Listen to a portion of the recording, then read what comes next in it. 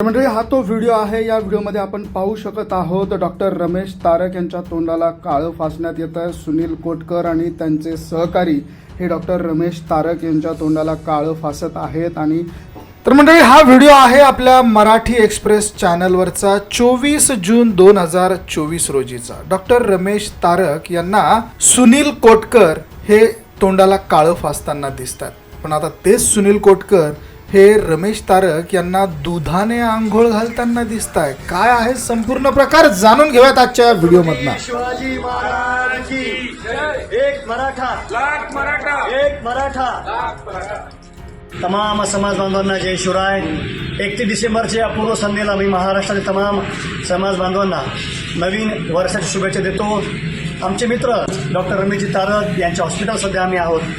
1 वर्षभरापूर्वी doctor साहेबांच्या hospital आम्ही आंदोलन केलं होतं, परंतु ते आंदोलन गैरसमजूतून झालं होतं, भावनेच्या भरात झालं होतं.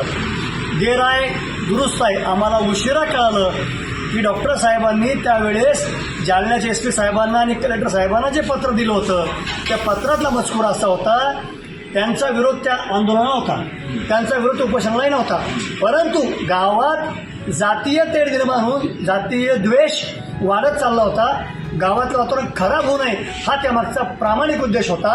ते डॉक्टर साहेबांनी आम्हाला भेटी आणखी सांगितलं आणि म्हणून आम्ही झालेल्या प्रकरणाबद्दल डॉक्टर साहेबांची जाहीर दिलगिरी व्यक्त करतो. आणि आज त्यांचा आम्ही झुंजार छावा संघटनेच्या वतीने दुग्धाभिषेक करून शाल पुष्पहार अर्पण करून त्यांचे आम्ही पूजन केलेलं आहे. आम्ही डॉक्टर साहेबांची जाहीर दिलगिरी व्यक्त करतो. आणि पुन्हा एकदा आता हे जे केलेलं आहे ते पूर्ण आम्ही होशो आवाजमध्ये त्यांचं दुग्धाभिषेक केलेलं आहे. हे आंदोलन भावनेचे हे जे केलेलं आहे आज आम्ही दुग्धाभिषेक हे भावनेच्या भरात येऊन केलेलं नाही. सर्व सत्य समजून घेऊन, सर्व परिस्थिती समजून घेऊन खरी कंडिशन काय होती ही सगळी परिस्थिती समजल्यानंतर सगळं समजून घेऊन सगळं डोकं शांत ठेवून अभ्यासाअंती आम्ही हे दुग्धाभिषेक केलेलं आहे.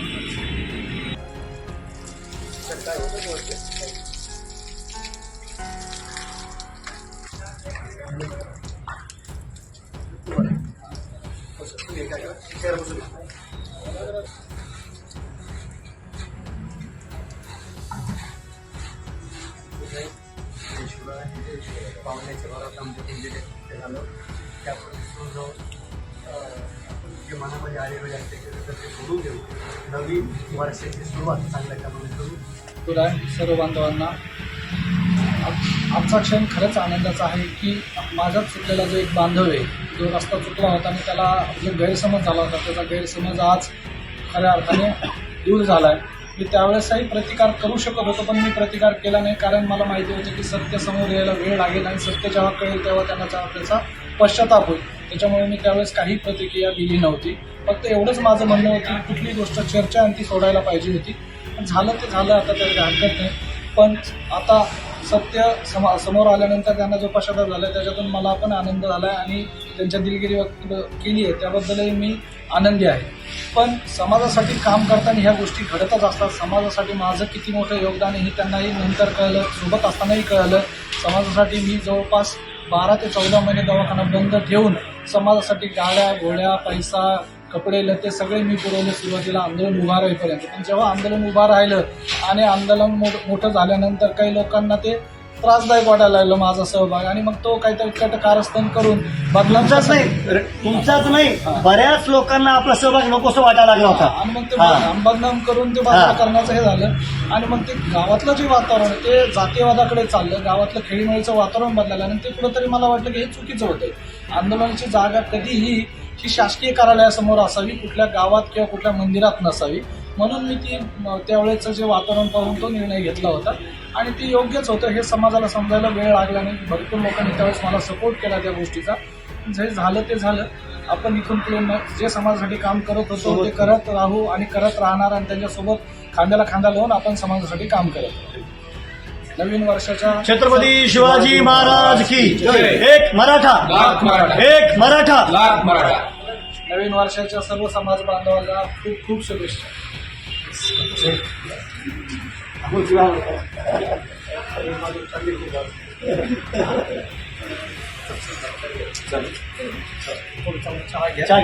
तर मंडळी, हा संपूर्ण प्रकार तुमच्या लक्षात आलाच असेल. दिनांक 24 जून 2024 रोजीचा काळं फासतानाचा हा व्हिडिओ आपण पाहिला. या व्हिडिओमध्ये रमेश तारक यांना सुनील कोटकर आणि त्यांचे सहकारी हे काळं फासताना दिसतात. का काळं फासताना दिसतात तर रमेश तारक हे अंतरवाली सराटी या गावचे आहेत. शिवाय ते डॉक्टर आहेत. त्यांचं हॉस्पिटल हे छत्रपती संभाजीनगरमध्ये आहे आणि या हॉस्पिटलमध्ये जाऊन सुनील कोटकर यांनी त्यांच्या तोंडाला काळं फासलं. काळं फासलं त्याचं कारण होतं की अंतरवाली सराटी या ठिकाणी मनोज जरांगे पाटील जे उपोषण करत होते त्या उपोषणाच्या संदर्भाने त्यांनी ज्या पद्धतीच्या पत्रव्यवहार जो केला होता त्या संदर्भाने सुनील कोटकर यांनी आपल्याला ती गोष्ट सगळी सांगितलेली आहे. पण आता देर आहे दुरुस्त आहे असं म्हणत सुनील कोटकर यांनी त्यांची चक्क दुधाने आंघोळ घातली.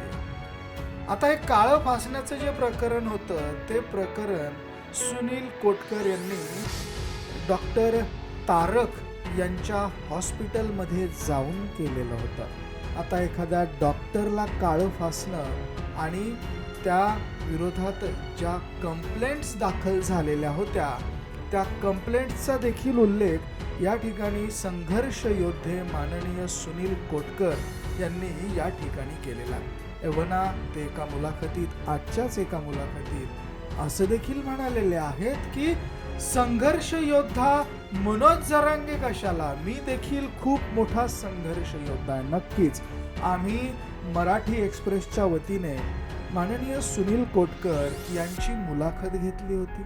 त्या मुलाखतीमध्ये त्यांनी केलेलं समाजकार्य आणि त्यांनी केलेले आंदोलन त्याच शिवाय त्यांनी केलेले आंदोलनात्मक त्यांच्यावरती झालेले गुन्हे या सगळ्या गोष्टींच्या नोंदी त्यांनी आमच्या समोर उघड केलेल्या होत्या. आणि एवढं करूनही आपण मनोज जरांगे यांच्या सोबत होतो. पण आता गोष्ट आपल्या लक्षात आलेली आहे असं यावेळेस सुनील कोटकर हे म्हणतात आणि त्यामुळे डॉक्टर तारक यांना जे आपण काळं फासून त्यांचा अवमान केलेला होता त्या गोष्टीला दिलगिरी व्यक्त करत त्यांच्या समोर हात जोडून त्यांच्या समोर दिलगिरी व्यक्त करत आता आपण त्यांची दुधाने आंघोळ घातली पाहिजे असं यावेळेस सुनील कोटकर म्हणाले आहे. तर मंडळी याबद्दल तुम्हाला काय वाटतं? सुनील कोटकर आणि डॉक्टर तारक यांनी घेतलेली भूमिका ही योग्य आहे की मनोज जरांगे पाटील यांची भूमिका तुम्हाला योग्य वाटते? तुमच्या कमेंट्स या अवश्य नोंद करा. व्हिडिओ तुम्हाला आवडला असेल तर शेअर जरूर करा. बघत रहा मराठी एक्सप्रेस. धन्यवाद.